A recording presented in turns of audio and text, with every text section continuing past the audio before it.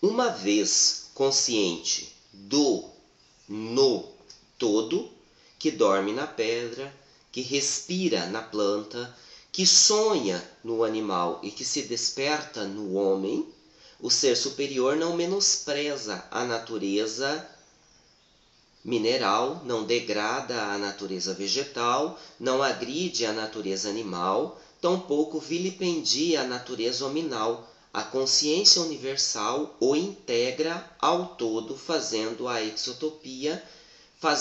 da exotopia um vão artifício da consciência egocêntrica natural.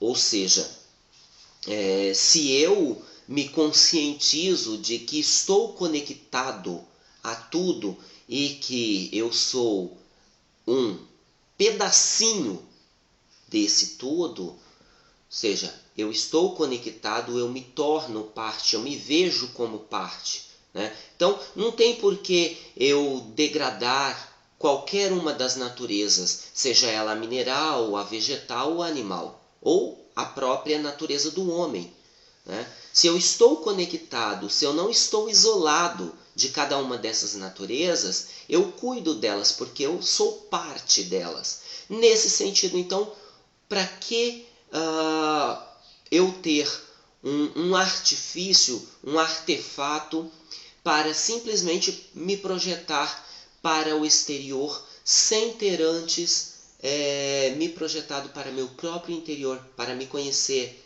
para me dominar, né? Se eu fizer isso de forma isolada, de forma desconectada, como a gente já vem afirmando na nossa leitura, eu vou procurar apenas semelhanças. E semelhanças, como já dissemos, não gera contraste. Vamos lembrar aqui da teoria do valor de Saussure, né? Onde ele diz que um determinado ente linguístico, elemento linguístico, ele só se torna real, ele só aparece para a realidade quando em relação de oposição a um outro elemento que seja diferente. Ou seja, se eu pego um fonema A e coloco em oposição a um A, eu não tenho relação de contraste alguma. Nenhum dos dois As se tornam real, vem a realidade. No entanto, se eu oponho um A um B, por exemplo, né, aí eu crio uma relação de contraste. Ambos, A e B, vêm à existência. E isso a gente pode trazer para as relações, as interações verbais, né, que Bakhtin busca, né, como a real essência da linguagem.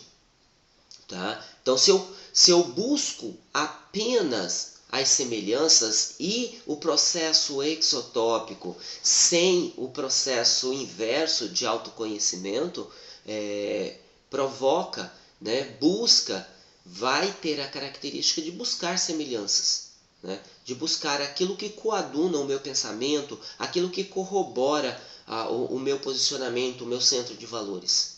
E vai desprezar, vai rechaçar o diferente. A mente materialista, a mente animal, ela vai nos conduzir a essa busca por espelhos, por aquilo que reflita exatamente o que somos, ou melhor dizendo, o que pensamos ser. Uma vez desperta, a consciência universal, primordial, gera um eu superior, integrado ao todo. Esse, por sua vez, é caracterizado por apresentar uma identidade primordial, uma percepção unificante e uma manifestação harmonizadora do no todo. Esses três aspectos são pilares fundamentais no despertar da consciência primordial. No entanto, a autoconsciência nos leva a transformá-los em identificação, eu, o outro, nós, projeção, egoísmo e repetição, automatismo. Então, ao invés de procurar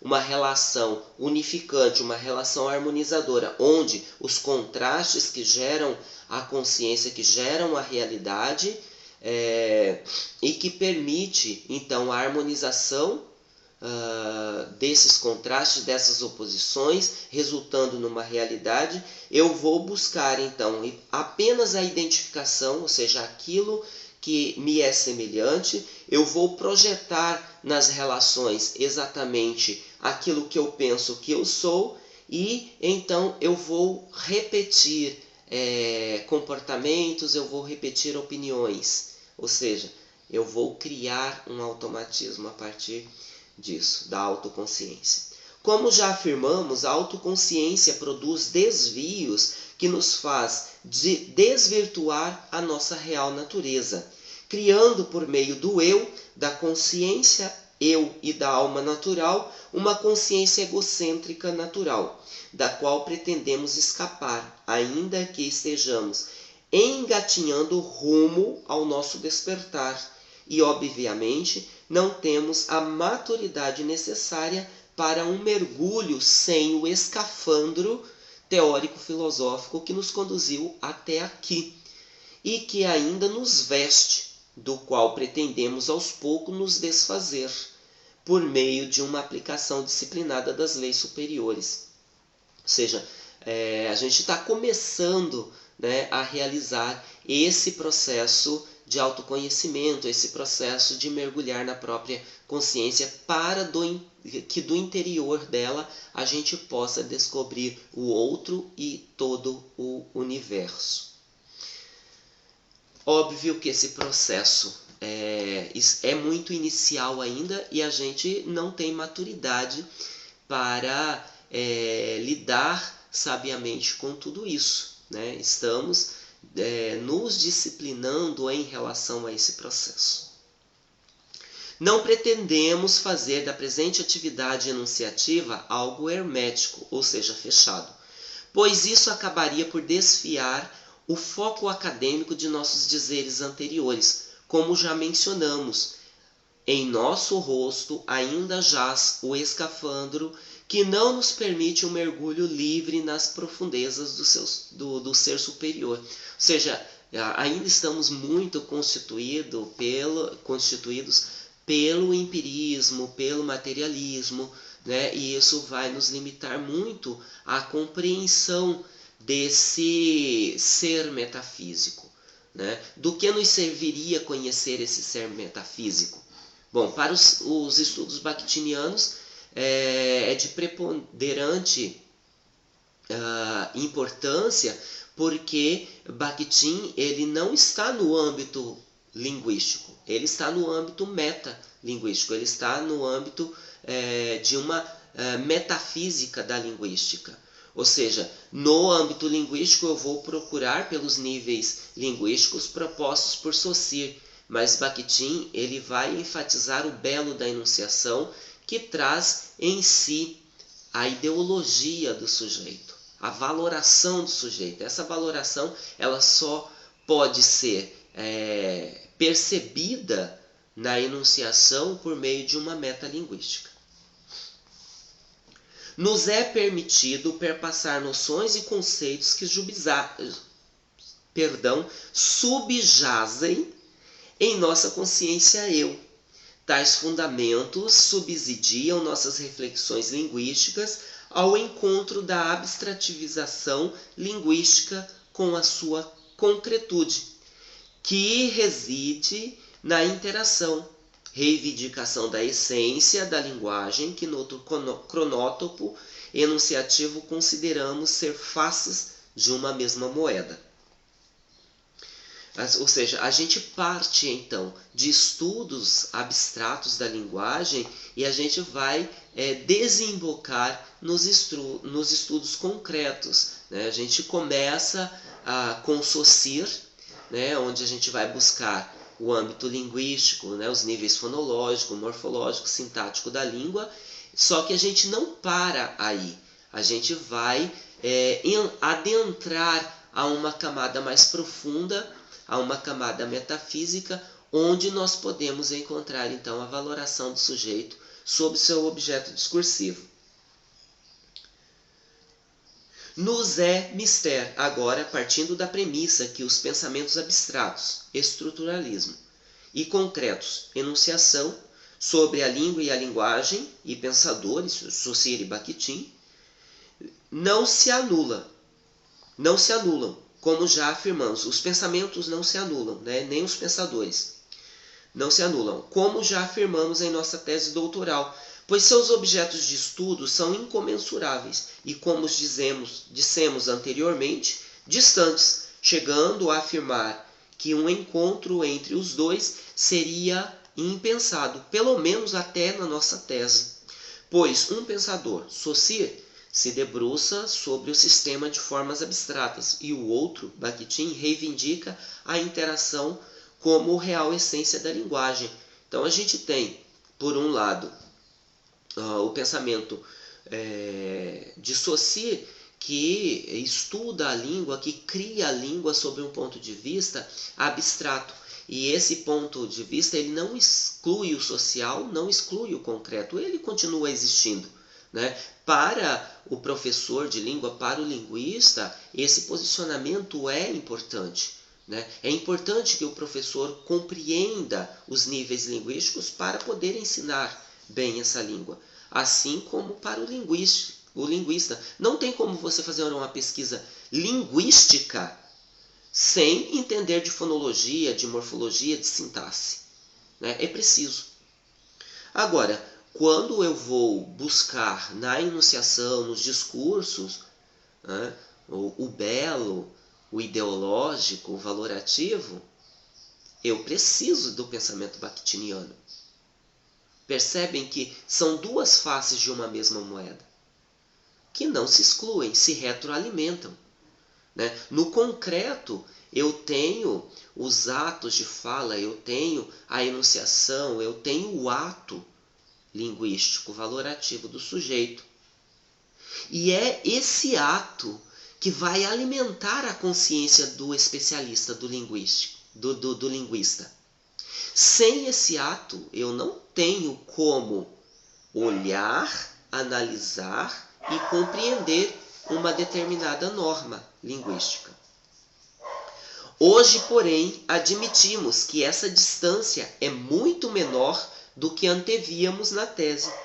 Não só o é, como abstrato e concreto são aspectos de um mesmo objeto, a língua, sendo, portanto, diferentes graus de uma mesma escala, de um mesmo sistema. Ou seja, aqui a gente está trazendo as leis das polaridades. Já estamos aplicando o pensamento filosófico, o hermetismo ao nosso pensamento linguístico, né? Tendo língua e linguagem como os graus de uma mesma coisa, né? A língua funcionando de forma muito sutil, né? Vibrando de forma sutil em nossa psique, e a linguagem já sendo psicofísica, ou seja, tendo essas entidades que estão presentes em nossa mente, né, materializadas em cima de uma cadeia sonora ou de uma cadeia de elementos visuais, visoespaciais, né, para não deixar a língua de sinais fora de nossa reflexão. Para tornar esse centro de força mais didático, pensemos nos aspectos quente e frio, que constituem o todo daquilo que chamamos temperatura. Não há precisamente um limite daquilo que é frio e daquilo que é quente. Não são coisas separadas.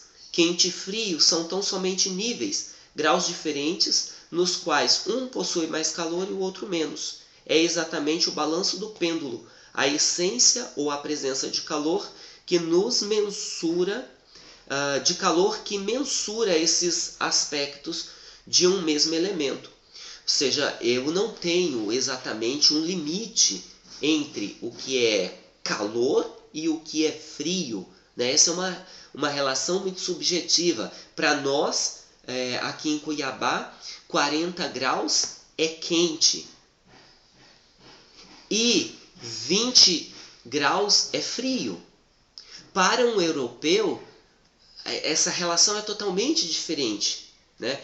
40 graus vai ser escaldante para ele e 20 graus vai ser considerado quente, né? Vai ser considerado calor, né? Frio para eles vai ser 0 grau, né? Então, existe uma coisa chamada temperatura e existe gradações de temperatura que vão determinar, segundo vivência, segundo subjetividades, aquilo que é quente e aquilo que é frio. Assim é luz e escuridão. A luz é percebida pela ausência da escuridão e vice-versa, e muitos são os exemplos que aqui poderiam ser elencados, mas não é necessário. Abstrato e concreto são variações em níveis de um mesmo objeto chamado língua. Ao percebê-lo assim, temos uma perspectiva unificante desse objeto. A língua e a linguagem é viva. A língua é viva no ato de fala, na linguagem. Perdão, gente, eu tô com uma crise de rinite alérgica, tá? Então, por isso, às vezes, isso acontece. A língua é viva no ato de fala. Sua esfera de concretude é, pois, o ato de fala que alimenta o abstrato, fornecendo todos os elementos necessários para a normatização dela. A língua, por sua vez, retroalimentará os atos de fala, reiniciando seu ciclo de vida, chamado anteriormente de cadeia ininterrupta da linguagem. Aqui a gente retoma um pensamento saussuriano que ele diz que no ato de fala a língua é gerada, né? Ou seja, tem um ciclo aí. Eu preciso do ato de fala para se gerar a língua, o sistema abstrato, e o sistema abstrato, por sua vez, alimentará o ato de fala, né? Não que a consciência do sujeito vá lidar com as formas do sistema abstrato, né? Mas para o especialista, esse sistema abstrato, suas formas serão extremamente úteis, serão extremamente importantes para as observações dos fenômenos linguísticos. Para além do encontro entre a abstrativização e da concretude da língua e da linguagem, a linguística hermética pressupõe o encontro de um querer dizer, ou seja, de uma arquitetônica enunciativa com uma compreensão ativa de um interlocutor, regimentado pela relação verbal entre esses entes e também a relação solidária entre os elementos do sistema linguístico. Trocando em miúdos, o sentido emerge do encontro, mas não sejamos reducionistas. Se por um lado necessitamos da relação verbal entre os entes, animados ou não, pelo outro é necessária a relação solidária entre os elementos linguísticos de uma dada língua para constituir sentido, não só necessária, como também poderia configurar como essencial. Veja bem, eu preciso da relação entre os sujeitos, entre os interactantes, para que se constitua um sentido, né?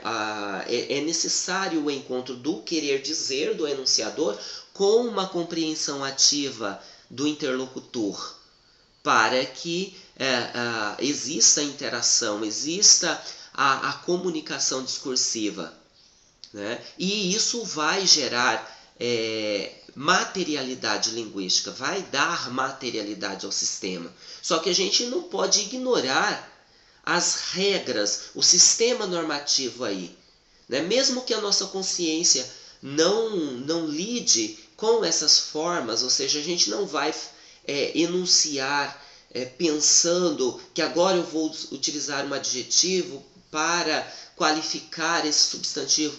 A gente não pensa nisso, mas em certo nível, mesmo que inconsciente, esse sistema normativo de regras se faz presente na nossa enunciação, né? Porque se não fosse, né, qualquer sequência de palavras que eu dissesse aqui constituiria uma mensagem discursiva, constituiria uma enunciação concreta, e não é bem assim. Se eu começar aqui a falar palavras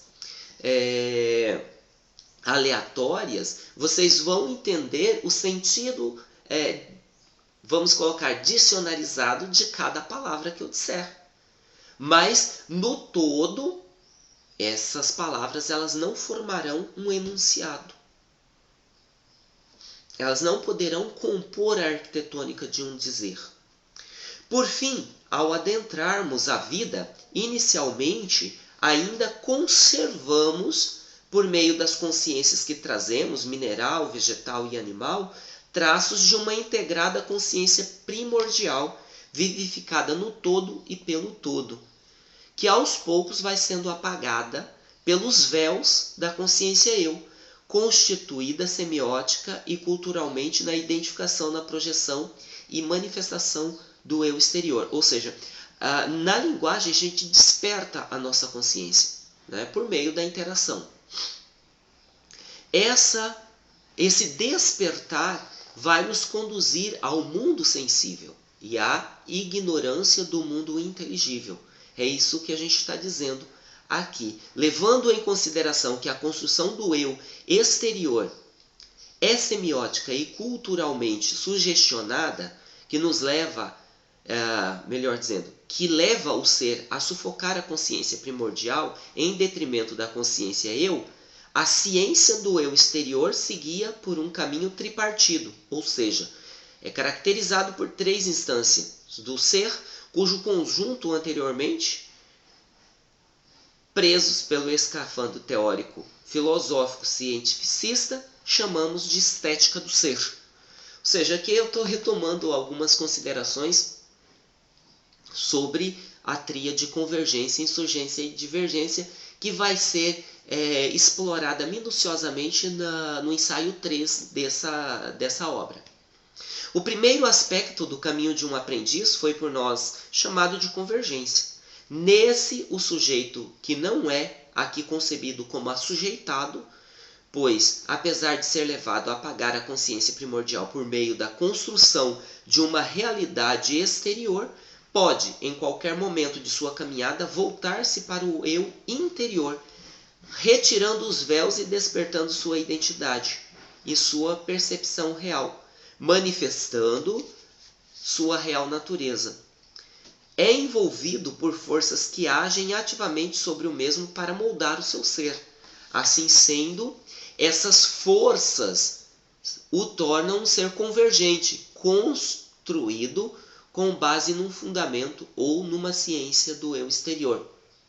Ou seja, desde o nosso despertar da consciência, que a gente é levado a acreditar que o sensível é o real, né? Que aquilo que nós vemos, que nós tocamos, que nós percebemos, que nós sentimos é o real. E aí a gente vai ignorar tudo aquilo que pertence ao mundo inteligível, as ideias, as verdades, né? A gente vai procurar basicamente opiniões e opiniões do meio.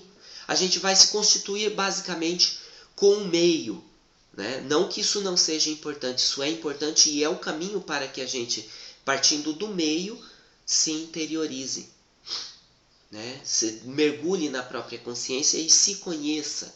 Esse processo é altamente positivo para o ser, né? O que a gente não pode é guiar toda a nossa existência apenas pelo sensível, né? Se a gente guiar apenas pelo sensível, a gente não vai pensar. A gente vai pegar o pensamento pronto e acabado que está nas massas e interiorizar.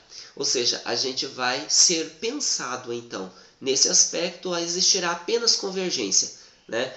Nós seremos então o centro da convergência.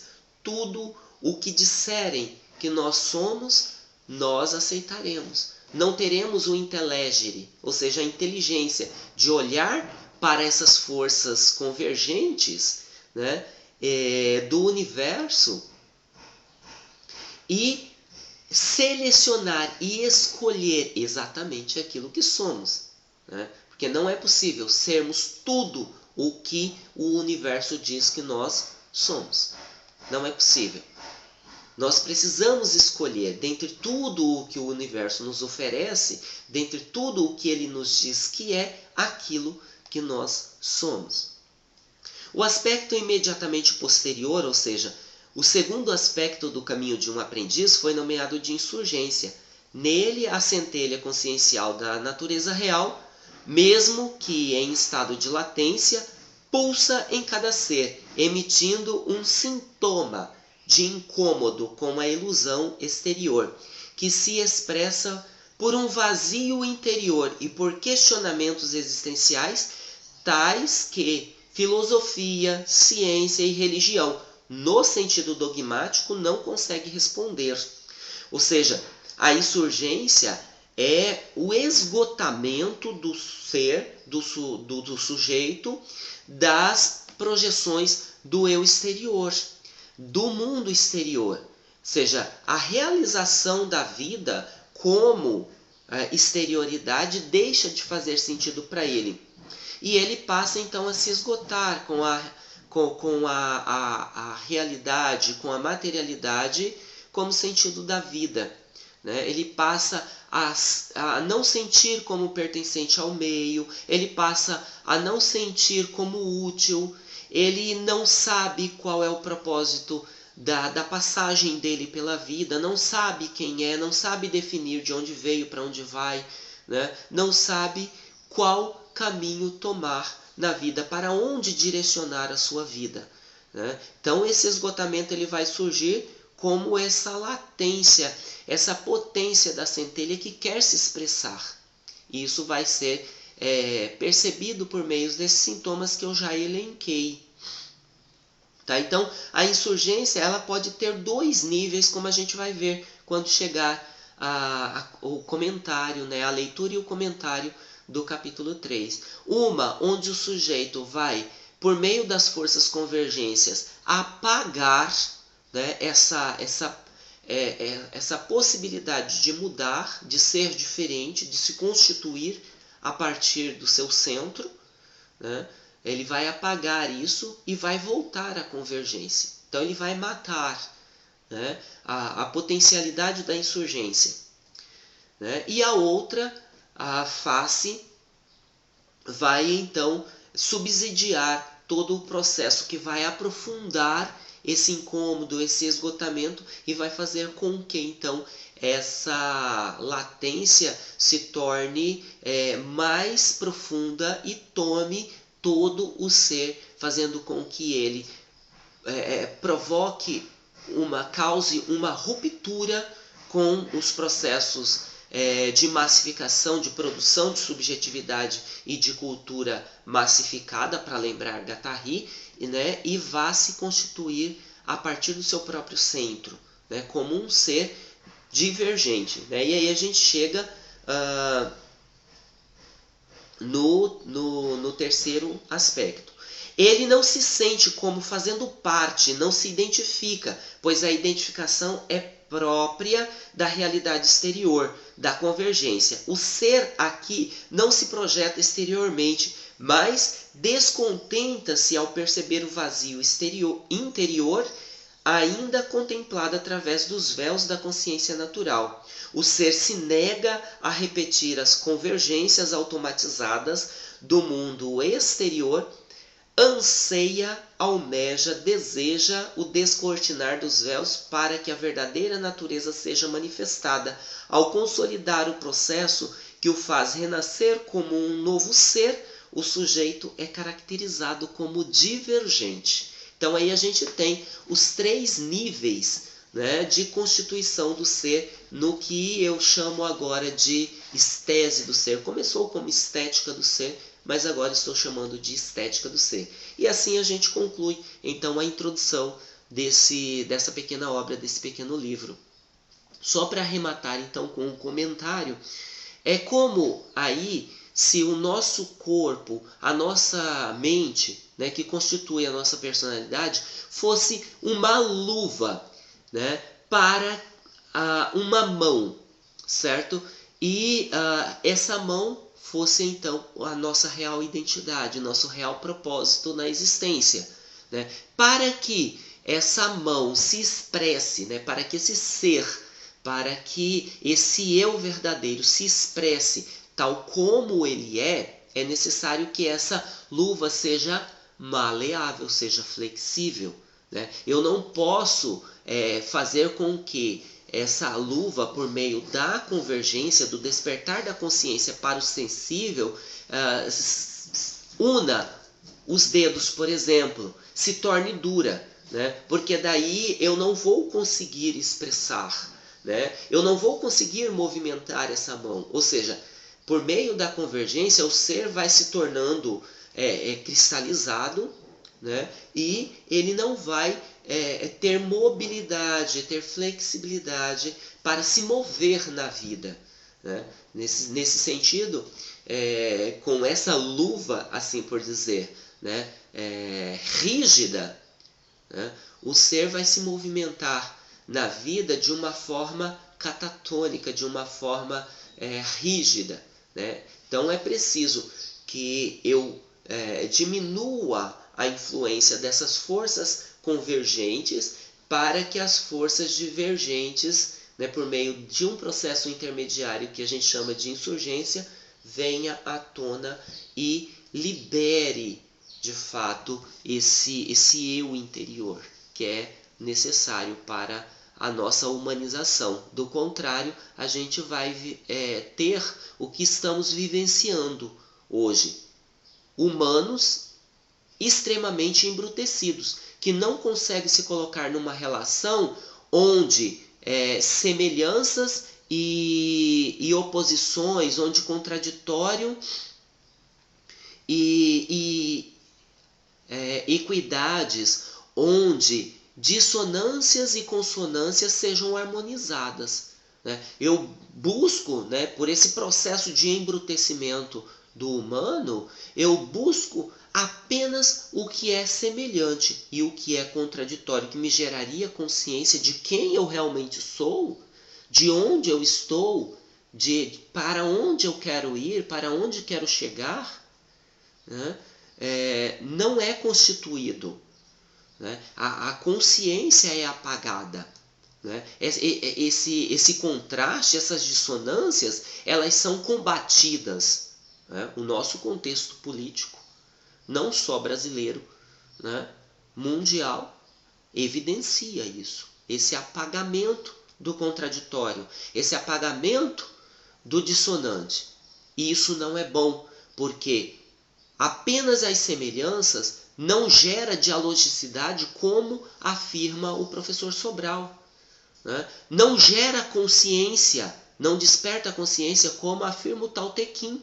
Veja que há uma relação próxima de vozes entre o que afirma o professor Adair Sobral e o Tao Te Ching, né? A própria Helena Blavatsky dizendo que a consciência ela é gerada a partir do contraste. Ou seja, se existisse apenas a cor branca no mundo, a gente não perceberia nem a cor branca, porque é exatamente o limite entre o branco e o preto que me faz perceber o branco e o preto.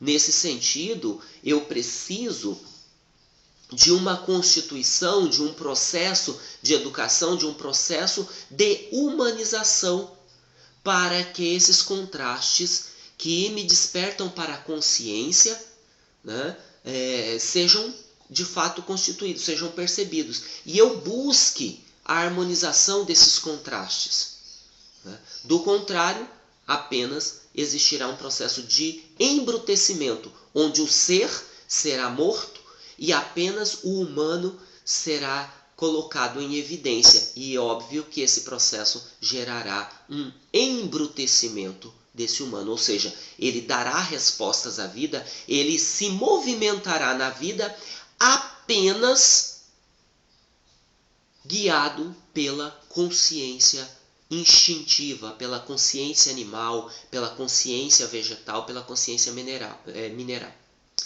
Ficamos por aqui com essa reflexão. A gente aguarda você que porventura tenha assistido esse vídeo no nosso próximo vídeo de leitura comentada. Grupo Estudos de Filosofia da Linguagem, GFIL, Licor de Pequi, meu muito obrigado. Vocês me permitem, né, me dão a oportunidade de aprender mais sobre aquilo que ensino. Gratidão, é por vocês que esse momento se constitui, e eu deixo a vocês e deixo a todos que porventura venham assistir esse vídeo a minha gratidão, os meus agradecimentos e a minha saudação. Aranauã.